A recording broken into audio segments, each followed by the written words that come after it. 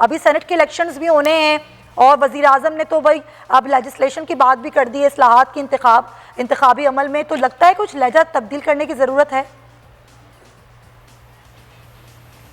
बिस्मिल्लाहिर्रहमानिर्रहीम। Sumaiya, I totally agree with you के रवैये और ये सियासत के अंदर जो एक दूसरे के ऊपर कीचड़ उछालना, करैक्टर असैसिनेशन करना, बेतुके बेबुनियाद इल्ज़ामात लगाना, ये बंद होना चाहिए। लेकिन अर्ज़ करूं कि ये देखना पड़ेगा कि ये इल्ज़ामात की बुछाड़ आती किस साइड से है, और अगर उसका जवाब देना, रीबटल देना, तो उसके लिए मैं तो इस चीज़ की कायल हूँ कि वो भी बड़े सुलझाव और बड़े अच्छे तरीके से भी दिया जा सकता है। सबसे इम्पोर्टेंट चीज़ ये है, हम ज़्यादा दूर नहीं जाते, पीछे जो हुआ हमने गलत किया, इन्होंने किया, लीव इट। बट आप अगर गिलगित बल्तिस्तान के इलेक्शन को देखो सुमैया, सबसे फेयर ट्रांसपेरेंट इलेक्शन, ऐसा ज़बरदस्त इलेक्शन जहाँ पे जो गिलगित के जितने भी लोकल लोग थे, उनका ताल्लुक़ ख्वाह जिस मर्जी सियासी जमात से हो, PTI से हो, PMLN से हो, पीपल्स पार्टी से हो, उन्होंने रिजल्ट्स को खुले दिल से एक्सेप्ट किया।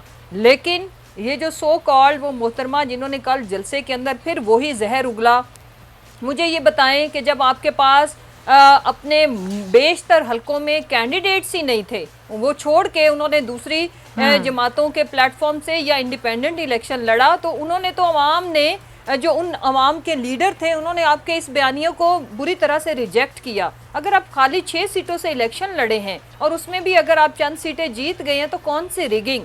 उसके बाद जो इम्पोर्टेंट चीज़ है, देखें, जो न्यूट्रल सर्वे एजेंसीज थी जैसे प्लस सर्वे और गैलप ने जो उनकी रिपोर्ट के मुताबिक, नहीं, ये तो चले सर्वे तो एक तरफ ना मुसर्रत साहिबा, ये तो सोच है ना कि जिसकी हुकूमत मरकज में होती है, ज़ाहिर अवाम उस पर यकीन करते हैं।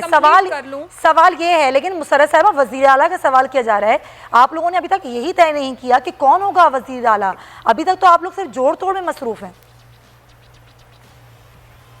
नहीं, देखें, ऐसी बात नहीं है सुमैया, एक तो लोगों को ना हमसे ज्यादा जल्दी पड़ जाती है। मुझे ये बताएं, इलेक्शन हुए दिन कितने हुए हैं? तो वजीर आला हमने बनाना है, तो ये हमारा ही प्रोरागेटिव है, ये हमारा ही सरदर्द है, तो इसके लिए किसी दूसरे को परेशान होने की जरूरत नहीं है। नंबर 1, कंसेंसस से ही बनाएंगे ना, जिसपे सबको, जो हमारे जितने भी जीते हुए हमारे मेंबरान हैं ऑनरेबल, उनके सबका जिसके ऊपर कंसेंसस हो, ताकि आगे मिल के जो बाकी, जिनमें ये सलाहियत भी हो, जो बाकी जो नुमाइंदे हैं जमातों के, उनको भी साथ लेके आगे चल सके। इंपॉर्टेंट चीज़ ये है कि सियासत के अंदर बेबुनियाद बेतुके इल्ज़ामात जो आप साबित ना कर सके, जो कि मरियम जो ये जिस तरह की स्पीच पहले उनके वालिदे मोहतरम कर रहे थे या खुद कर रही हैं, इनके पास कोई एक एविडेंस एक वोट का भी है, तो ये मीडिया पे, इलेक्शन कमीशन में और सबके सामने प्रेस कॉन्फ्रेंसेस के अंदर उसी तरह जैसे ये इदारों के सरबराहान पे कीचड़ उछालती हैं लेके आए। उसके बाद अगली जो इम्पोर्टेंट चीज़ है, हमने आज तक 70 सालों में किसी सियासी जमात ने ये जुर्रत और ये करेज नहीं की, हमने हुकूमत में होते हुए इलेक्शन रिफॉर्म्स की ना सिर्फ बात की, बल्कि अब हम करने जा रहे हैं बिफोर सेनेट इलेक्शन। ये जो हॉर्स ट्रेडिंग और ये जो अंदर खाते, ये जो पॉलिटिक्स का जो डर्ट है, जो गंद है, वो खत्म होना चाहिए। उसकी वजह ये है कि जो पॉलिटिशियंस है, ये भी तो जहन में रखना है ना कि 2/3 अक्सरियत हुकूमत के पास नहीं है, और जब वो नहीं है तो डेफिनेटली आपको अपोजिशन का साथ चाहिए। वो साथ तो ऐसे नहीं मिल सकता, जाहिर उस साथ के लिए मिल बैठकर बात करनी होगी। सुमैया, उसमें बड़ी खूबसूरत बात आपने की, इसी से पता चल जाएगा ये जो बुलंदोबांग दावे और नारे, स्लोगन और इदारों के ऊपर अटैक करना कि वो हमारे मैंडेट को करते हैं, ये वो, तो उसमें अगर ये साथ नहीं बैठते तो इसी से इनकी नीयत खुल के सामने चले, मैं तैमूर साहब से भी उनका मौक़िफ़ ले लूं। इन्फ्लुएंस हमेशा जो लोग पावर में होते हैं, उनके पास वसाइल भी ज्यादा होते हैं, वो करते हैं। हमने ये पॉलिटिकल विल दिखाई है कि अगर हम अपने मुल्क के लोगों को डेमोक्रेसी की प्रैक्टिसेस जैसे पूरी दुनिया में है वो करवाना चाहते हैं, सम्राट अवाम तक पहुंचाना चाहते हैं, हमने रिफॉर्म्स की बात की है, और जाहिर है अब ये रिफॉर्म्स होना बड़ा जरूरी है ताकि आगे फिर 2023 के इलेक्शन में कोई ना बोले कि जी धांधली हुई है, धांधली हुई। तैमूर साहब, चीफ इलेक्शन कमिश्नर साहब की आपने बात सुनी होगी, कह रहे हैं कि जो भी मसला है आपको, आप लोग आए मेरे पास, मुझे पटिशन दें, मैं देखूंगा आप लोगों की शिकायत, ये एहतजाज करना, ये सड़कों पर आना, ये अवाम को इकट्ठा करना, क्या आपको नहीं लगता कि जहां जाकर शिकायत करनी चाहिए वहां आप लोग नहीं जा रहे?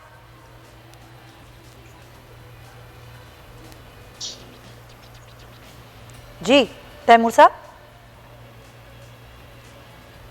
तैमूर साहब को मेरी आवाज नहीं आ रही है गालिबन। ठीक है, तैमूर तारपुर साहब से राब्ता बहाल करते हैं। ज़ाहिर है जो बिलावल भुट्टो कह रहे हैं वो तो उन्होंने तो आज ये भी कह दिया कि ये इलेक्शन कमीशन जो है वो इलेक्शन विंग है पीटीआई का, और ये सब कुछ किया गया है, ये करवाया गया है। वो ये भी कह रहे हैं कि जो गिलगित बल्तिस्तान के अवाम थे उन्होंने पीपल्स पार्टी को ज़्यादा वोट दिए, लेकिन ये सब कुछ ख़रीदा गया है, ये रिगिंग हुई है, जिस पर ज़ाहिर इलेक्शन कमीशन का भी जवाब आया। और चीफ इलेक्शन कमीशन ने कहा कि बिलावल भुट्टो को चाहिए कि वो मेरे पास आएँ, मुझे बताएं और मुझे ये बताइए कि क्या तहफ़्फ़ुज़ात हैं आपके, ताकि उन तहफ़्फ़ुज़ात को हम ट्रिब्यूनल में बैठकर हल करें, उसको ट्रिब्यूनल में लेकर जाएं। तो अब ये बड़ा अहम पॉइंट है कि जब हम बात करते हैं रिगिंग की, तो हम मुतालिका इदारों में जाने के बजाय हम आवाम को इकट्ठा करके एहतजाज ही कॉल करने को क्यों बेहतर समझते हैं? हारिस साहब, ये फ़ज़ा जो पाकिस्तान में रिगिंग की है, धांधली की है, ये आवाज़ें तो अब हमें अमेरिका में भी सुनाई दे रही हैं। क्या आपको लगता है कि इलेक्शन रिफॉर्म्स के बाद ये आवाज़ें अब थम जाएंगी, रुक जाएंगी और वाकई अपोजिशन चाहेगी इलेक्शन रिफॉर्म्स हो जाएँ?